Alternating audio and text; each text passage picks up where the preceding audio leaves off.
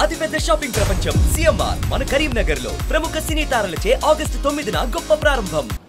నేను ఇంత ముందు చెప్పినట్లు కూడా వాతావరణం కూడా ఇక్కడ వెదర్ ఎప్పుడు ఎలా ఉంటుందో అర్థం అవ్వట్లేదండి. ఒక్కసారిగా వర్షం పడుతుంది, ఒక్కసారిగా మళ్ళీ అంటే క్లైమేట్ అంతా చేంజ్ అయిపోతుంది.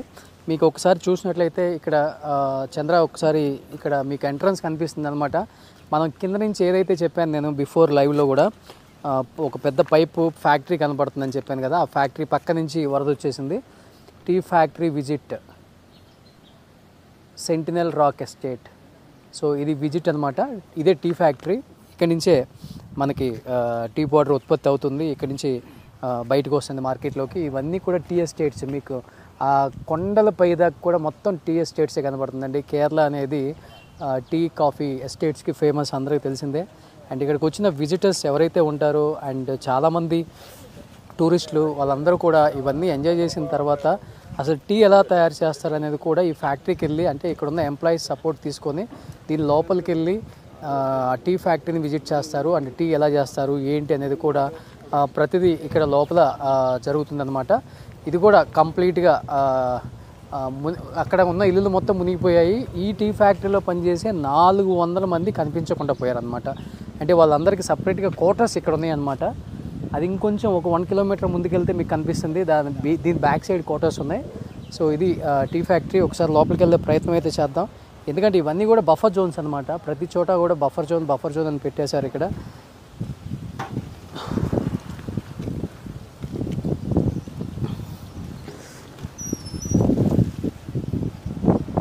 ఎస్, ఎవరు కూడా సెక్యూరిటీ కూడా లేరు. ఎందుకంటే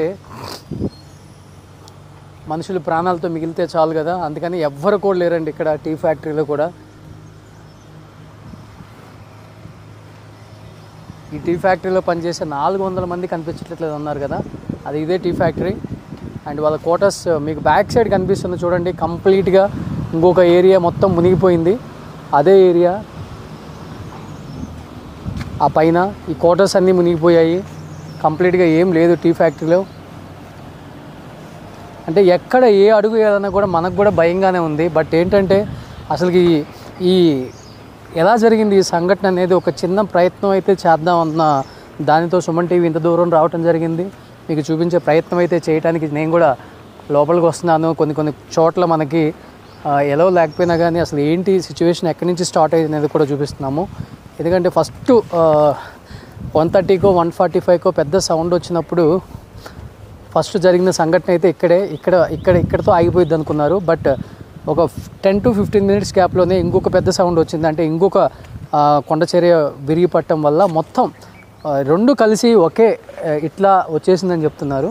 ఇదే టీ ఫ్యాక్టరీ. మొత్తం మీకు మిషన్స్ కనిపిస్తున్నాయి. ఈ యొక్క టీ ఫ్యాక్టరీ మాత్రం సేఫ్గా ఉంది, ఏం అవ్వలేదు దీనికి. లోపల మీకు కనిపిస్తున్నాయి చూడండి టీ తయారు చేసే మిషన్స్ ఇవన్నీ కూడా.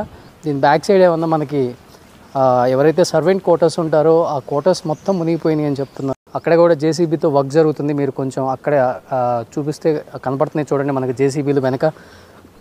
వెనక జేసీబీ కనపడుతుంది మీకు బ్లూ కలర్లో. అక్కడ జేసీబీ వర్క్స్ అన్నీ జరుగుతున్నాయి అనమాట. అక్కడ కూడా మొత్తం ఉన్న క్వార్టర్స్లో ఉన్న 400 మంది ఎంప్లాయీస్ అండ్ కొన్ని గెస్ట్ హౌస్లు కూడా కొట్టుకుపోయాయి. కొంతమంది మేనేజర్స్ కూడా లేరని చెప్తున్నారు ఇక్కడ. ఒకసారి బ్యాక్కి వెళ్ళి అక్కడ సిచ్యువేషన్ ఏంటో ఒకసారి చూసే ప్రయత్నం అయితే మనం కూడా చేద్దాం ఒకసారి. సో మనం ఏదైతే మాట్లాడుకున్నామో కింద టీ ఎస్టేట్లో చాలామంది దాంట్లో పనిచేసే వలస కూలీలు, దాంట్లో పనిచేసే ఎంప్లాయీస్ వీళ్ళందరూ కూడా దాని ఫ్యాక్టరీ బ్యాక్ సైడ్ జీవిస్తున్నారని చెప్పాను కదా. కనిపిస్తుందండి వాళ్ళ జీవనాధారం కోసం ఎక్కడి నుంచో వచ్చి ఇక్కడ జీవిస్తున్న వాళ్ళందరూ ఇల్లులు కూడా కొట్టకపోయాయి. పూర్తిగా మీకు కనబడుతుంది ఇంట్లో సంబంధించిన వంట సామాను, చైర్లు. అసలుకి అక్కడ చూడండి ఒక ఆటో మీకు అక్కడ కనిపిస్తుంది చూడండి, ఒక ఆటో. అంటే ఎంత పెద్ద చెట్లు విరిగి పడ్డాయో ఒకసారి చూడండి పూర్తిగా. అంటే ఆ ప్రళయం ఎంత వేగంగా వచ్చిందో కూడా మనకు క్లియర్గా అర్థమవుతుంది. దాదాపు ఇంత హైట్స్లో ఉన్న చెట్లు కూడా కింద వేర్లతో సహా కుంగిపోయి పడిపోయి ఇల్లులు మొత్తం కూలిపోయి ఇంట్లో అసలుకి. అంటే ఇప్పుడు అందరికి ఉన్న డౌట్ ఏంటంటే ఆ ఇళ్ళల్లో కూడా బాడీస్ ఉన్నాయేమో అని కూడా కొంతమంది రెస్క్యూ టీమ్ చూస్తున్నారు. అండ్ అక్కడ మీకు కార్లు ఇవన్నీ కనిపిస్తున్నాయి. కొంచెం ముందుకు రండి, అలానే ముందుకు వస్తే మీకు కార్లు కనిపిస్తున్నాయి. ఇంకా ఇక్కడ కొంతమంది రెస్క్యూ టీమ్ కూడా ఇక్కడ బాడీస్ని తీశారు. ఇంతకుముందే మనం వచ్చేటప్పుడు అంబులెన్స్ వెళ్ళింది, ఆ అంబులెన్స్లోనే ఈ ఇంట్లో 4 బాడీలు తీశారు. ఇక్కడ కంప్లీట్గా ఇల్లులు మొత్తం అసలుకి పీస్ అయిపోయినాయి. ఇల్లులు అయితే ఏమాత్రం కొంచెం కూడా లోపల ఇది చూడండి ఇల్లులు ఎట్లా పడిపోయినాయి అసలుకి. ఈ ఇంటి కింద ఎన్ని శవాల గుట్టలుగా ఉన్నాయంటే అసలు పవర్ కానీ ఎక్కడ కూడా ఇల్లులు మొత్తం చూడండి అంతా వలస కూలీలే. ఇక్కడ ఎక్కడి నుంచో బతుకు తెరువు కోసం వచ్చి ఇంత దూరం ఎంతో కష్టపడి వాళ్ళు పనిచేసుకుంటూ జీవనాధారం కొనసాగించుకుంటున్నారు. అలాంటి వాళ్ళ ప్రాణాలని దేవుడు నిజంగా చెప్పాలంటే ఇంత దారుణమైన ఒక సిచ్యువేషన్ అయితే ఇప్పుడు నేను కూడా చూసి ఎరగను. ఇలాంటివి మనం చూడకూడదని నిజంగా దేవుడిని కోరుకుందాం. కరోనా తర్వాత ఒక హోప్ వచ్చింది, జనానికి హ్యాపీగా ఉన్నారు, మళ్ళీ అందరూ హ్యాపీగా జీవిస్తున్నారు అనుకున్న టైంలో ఒక్కసారిగా ఒక ఊరు కొట్టకపోవటం అనేది చాలా బాధాకరంగా ఉందండి. అంటే మన కళ్ళ ముందు ఎవరైనా చనిపోతే మనం తట్టుకోలేము. అలాంటిది ఒక ఊరు, ఇన్ని వేల మంది జనాభా, పిల్లలు, ముతక ఎవరు లేరు. ఇల్లులు అయితే కూరుకుపోయాయి లోపలికి కంప్లీట్గా. ఇక్కడ ఒక స్పాట్ కనిపిస్తుంది, ఇది కూడా ఒక మెయిన్ స్పాట్ అని చెప్పుకోవచ్చు. అంటే ఫస్ట్ ఆ ప్రళయం సంభవించినప్పుడు ఆ కొండ చర్యలు మీకు కనపడుతున్నాయి చూడండి, అవి విరిగినప్పుడు ఈ ప్లేస్ ఫస్ట్ గురైపోయింది అనమాట. అంటే పూర్తిగా ఈ ప్లేస్కే అది అటాక్ అయిపోయింది. తర్వాత 15 minutes గ్యాప్తో ఇంకొక ప్రళయం రావటం వల్ల అటు సైడ్ ఉన్న ఇల్లులు మొత్తం కొట్టుకుపోయాయి. అలా ఊరు మొత్తం అక్కడ పైన మీకు మసీదు కనిపిస్తుంది, మసీదు కూడా కంప్లీట్గా పడిపోయింది. ఇక్కడ ఉన్న కంప్లీట్గా అసలుకి ఇంట్లో ఉన్న వస్తువులు అయితే ఎక్కడి నుంచో వచ్చేసి క్లియర్గా మీకు కనిపిస్తున్నాయి చూడండి. ఇంట్లో ఉన్న బాడీస్ని కూడా తీశారు ఇంతకుముందే. అంటే ఇది ఊరా వల్లకాడ అనేలాగా తయారైపోయింది ఇక్కడ. అసలుకి ఇంత బాధాకరంగా ఉంది ఈ పరిస్థితిని, ఈ సిచ్యువేషన్ చూస్తుంటే. ప్రతిదీ కూడా ఏది కూడా ఉండలేదండి, అన్నీ కూడా పీస్ అయిపోయినాయి. మొత్తం పీస్ అయిపోయినాయి, కంప్లీట్గా పీస్ అయిపోయింది ఈ ఏరియా. మెయిన్ ప్లేస్కి వచ్చాము, ఎక్కడైతే ఫస్ట్ సంఘటన జరిగిందో, ఎక్కడైతే ఫస్ట్ ప్రళయం స్టార్ట్ అయిందో, ఎక్కడైతే కొండ చర్యలు ల్యాండ్ స్లైడ్ స్టార్ట్ అయిందో, ఎక్కడైతే ఆ ఊరు మొత్తం మునగటానికి ప్రధానమైన ఒక కారణమైన ఒక ప్లేస్, ఒక వ్యూ, ఏదైతే వీళ్ళందరూ వ్యూ అని చెప్తారు, టూరిస్ట్ ప్లేస్ అని చెప్తారు, స్పాట్ అని చెప్తారు కదా, అది ఇక్కడే మీకు పైన కనిపిస్తుంది చూడండి క్లియర్గా. కొంచెం ముందుకు వస్తే, ఎందుకంటే మనం స్టెప్ వైజ్ ప్రతి ప్లేస్ని కూడా కవర్ చేసుకుంటూ వచ్చాము. అలా కవర్ చేసుకుంటూ వచ్చేటప్పుడు మెయిన్ స్పాట్కి ఇప్పుడు వచ్చేసామన్నమాట. ఇక్కడికి కూడా రెస్క్యూ టీం కొన్ని వేల మంది వాళ్ళని కాపాడే ప్రయత్నం అయితే, ఇంకా బతుకున్నారని కాపాడే ప్రయత్నం అయితే కొంతమందిని చేయగలిగారు. ఎందుకంటే ఇటు సైడ్ ఉన్న అక్కడ మీకు మసీదు కనిపిస్తుంది, ఆ మసీదు కూడా మొత్తం కుంగిపోయింది కంప్లీట్గా. ఒక్కసారి రండి. రెస్క్యూ టీం ఎప్పటికెప్పుడు ఎనర్జీ రావడానికి వాళ్ళని ప్రతి ఒక్కసారి ఫుడ్ ప్రతిదీ కూడా పైకి పంపుతూనే ఉన్నారు. పైకి ఎక్కడానికి నిజంగా ఎనర్జీ సరిపోవట్లేదు. ఇదే main spot starting here. Okay, starting there. Okay. That is ఇంగదా స్టార్ట్ అయ్యచ్చు ఫస్ట్. Starting point. ఓకే, ఇదే స్టార్టింగ్ పాయింట్ అంటే ఆయన చెప్తున్నారు. ఇంకా ఎన్ని డెడ్ బాడీస్ తేడిట్రిక ఇప్పుడు వరకు? ఇది 300 dead bodies balance. 200 dead bodies వచ్చాయి ఇక్కడ వరకు. 200 డెడ్ బాడీస్ వచ్చాయి. ఇక్కడ మీకు పెద్ద లోయ కనపడుతుంది చూడండి, ఇక్కడ 200 డెడ్ బాడీస్ బ్యాలెన్స్. ఓ బ్యాలెన్స్ ఉంది ఇంకా. 340 బాడీ ఎత్తి. ఓకే, 200 బ్యాలెన్స్ ఇరక 340 బాడీలు ఇక్కడ నుంచి తీశారంట వీళ్ళే ఈ 4 daysలో. ఇంకా 200 బాడీలు బ్యాలెన్స్ ఉంది. ఎందుకంటే గవర్నమెంట్ లిస్ట్ ఇస్తుంది కదా, ఆ గవర్నమెంట్ లిస్ట్ ప్రకారం ఇక్కడ ఈ ఊర్లో ఎంతమంది ఉన్నారో ఆ లిస్ట్ ప్రకారం వాళ్ళు స్టెప్ బై చూసుకుంటూ వచ్చారు. అక్కడ 300 అన్నారు, ఇక్కడ వీళ్ళు 340 అన్నారు, అక్కడ 400 అన్నారు, ఇంకా ఇక్కడ 240 బ్యాలెన్స్ ఉందన్నారు. ఇలా రెస్క్యూ టీం కూడా ఎప్పటికప్పుడు బాడీస్ని తీస్తూనే ఉన్నారు. ఎక్కడ కూడా వాళ్ళ బాడీస్ని ఇంకా అయిపోయింది కదా, ఒక సంఘటన జరిగింది కదా అని వదిలేసే పని అయితే ఎవరు చేయట్లేదండి. కంప్లీట్గా బాడీస్ని తీసి వాళ్ళ రిలేటివ్స్కి పంపించే ప్రయత్నమే చేస్తున్నారు. ఇంకా ఒకసారి స్పాట్ అదే చెప్తున్నారు, ఒకసారి స్పాట్కి వెళ్దాం. ఇప్పటిదాకా ఎన్నో ఛానల్స్లో సంఘటన ఎక్కడ జరిగిందో అనే ఫస్ట్ స్పాట్ ఎక్కడ చూడలేదండి. For the first time Suman TV ఎక్కడ స్పాట్ జరిగిందో ఆ ప్లేస్కి వచ్చామన్నమాట. ఇప్పటి వరకు అన్ని మీడియా ఛానల్స్, నేషనల్ మీడియా కావచ్చు, మిగతా ఛానల్స్ కావచ్చు, ఎక్కడైతే ఫస్ట్లో మనకి ఫస్ట్ స్పాట్ సెకండ్ స్పాట్ ఉంది చూసారా, అక్కడ 2 షాట్లు మాత్రమే కవర్ చేయడం జరిగింది. ఎందుకంటే అక్కడి నుంచి ఇక్కడికి రావడానికి దాదాపు 4 కిలోమీటర్స్ వాక్ చేసుకుంటూ రావాలి. కానీ నేను అసలుకి స్పాట్ ఎక్కడ జరిగింది ఏంటి తెలుసుకోవడానికి ఈ 4 కిలోమీటర్స్ కష్టపడి పైకి రావడం జరుగుతుంది. అంటే అట్లీస్ట్ అంటే ఇది కవర్ చేయడానికి ఇంకోదానికో కాదు, అసలు స్పాట్ జరిగిన ప్లేస్ చూస్తే మనకు అర్థమవుతుంది. అంటే ఇంత దారుణం జరగడానికి ఆ స్పాట్లో ఎంత పెద్ద దారుణం జరిగిందో ఒకసారి చూస్తే అర్థమవుతుంది. చూడండి, మనకి ఒక రివర్స్ ఉంటాయి చూసారా, మనకి కృష్ణా రివర్, బ్రహ్మపుత్ర రివర్ ఏ రేంజ్లో ఉంటాయో ఆ రేంజ్లో ఇక్కడ చూడండి ఎంత పెద్దగా మొత్తం కొండ చర్యలు విరిగిపడి ఒక లోయలోగా తయారైంది. చూడండి ఒకసారి, అదిగో స్పాట్ కనిపిస్తుంది కదా మీకు. అసలు స్పాట్ ఇప్పుడు స్పాట్కి వచ్చేసాం. ఇదే స్పాట్ అక్కడి నుంచే ఫస్ట్ స్టార్ట్ అయింది. ఇక్కడ చూడండి, మీకు దాదాపు ఒక 1000 మీటర్ల పైగా ఇంకా 1000 పైగా ఉంటుంది. 1000 మీటర్ల పైగా మొత్తం భూమి ఎక్కడికెక్కడికి పగిలిపోయి మొత్తం బండరాళ్ళు మొత్తం కూడా కొండ చర్యలు మొత్తం కూడా ఈ ప్రాంతం గుండా ఇక్కడికి వచ్చేసరికి మళ్ళీ మీకు కనిపిస్తుంది చూడండి. ఇక్కడ మళ్ళీ ఆ కొండ చర్యలు అలానే ఉన్నాయి.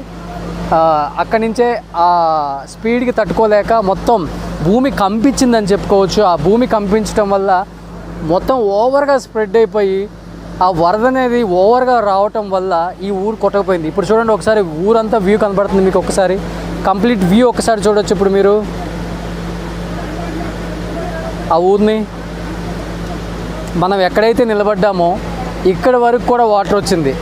అంటే దాదాపు ఒక 1000 ఫీట్స్ పైనే ఉండుంటుంది కింద నుంచి పైకి. ఎందుకంటే నేను చెప్పేది ఇక్కడ విషయం కాదు, అక్కడ విషయం దాదాపు 1000 మీటర్ల పైగా ఉండొచ్చు పొడవు, కింద డెప్త్ ఉండొచ్చు. అందుకోసమే అంత దారుణం జరిగిందని చెప్పుకోవచ్చు. అలా కట్ అయ్యి మొత్తం ఇలా వెళ్ళిపోయి ఊరంతా నిండిపోయింది. అందుకనే ఒక ఊరు కొట్టకపోవడం జరిగింది, ఇంతమంది చనిపోవడం జరిగింది. బతికిన దాఖలాలు లేవని చెప్తున్నారు.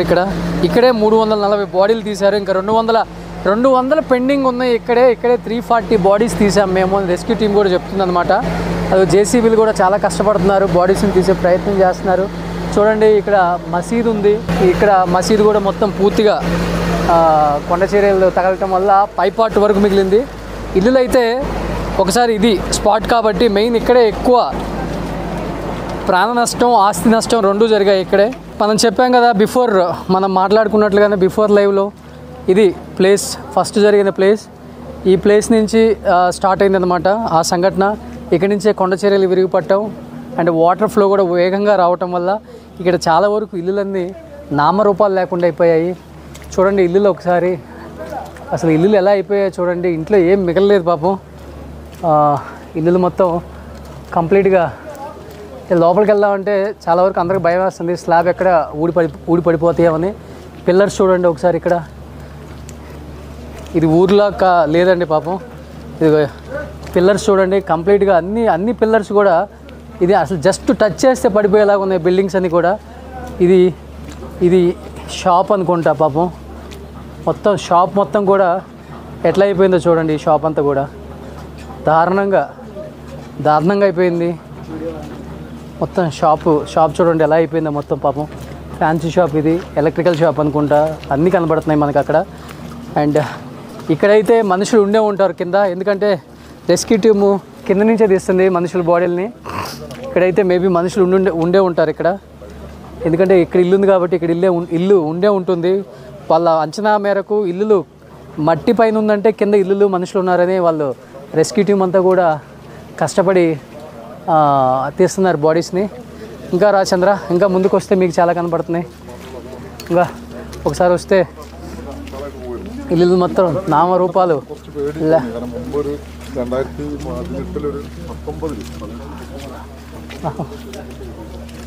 ఇది కూడా షాపే మనకు కనిపిస్తుంది.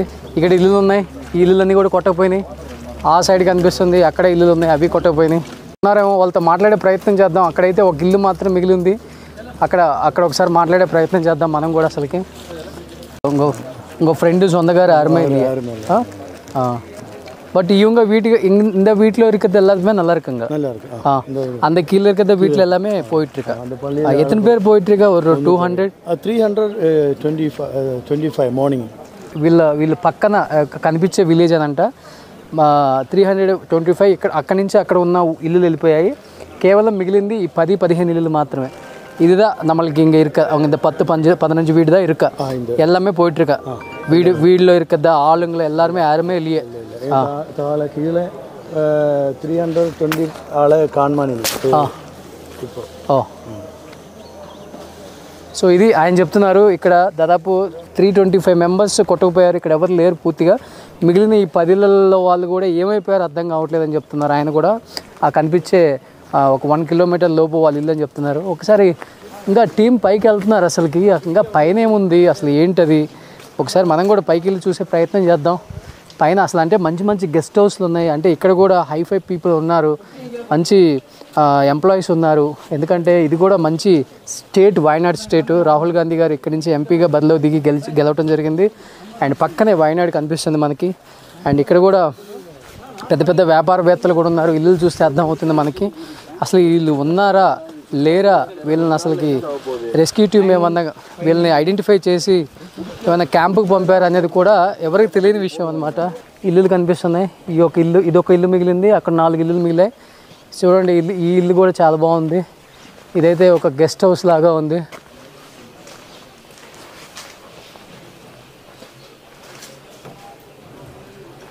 ఇంట్లో ఎవరు లేరు, లాకల్ చేస్తున్నాయి అన్నీ కూడా. అంటే ఐడి కార్డ్స్ మటుకు కొట్టుకొని వచ్చాయి. ఐడి కార్డ్స్ కొట్టుకొచ్చాయి. ఇంకొక ఇల్లు మనకు పైన కనపడుతుంది. ఆ ఇంట్లో ఏంటి పరిస్థితి చూద్దాం. అంటే కంప్లీట్ ఇక్కడ ఉన్న గేట్లన్నీ కొట్టకపోయాయి, ఇల్లు మాత్రం మిగిలింది అసలుకి. ఇది ఒక గెస్ట్ హౌస్ లాగా ఉంది. ఇది కూడా చాలా పెద్ద హౌస్. ఇక్కడైతే మనకి ఎవరు కనిపించట్లేదు.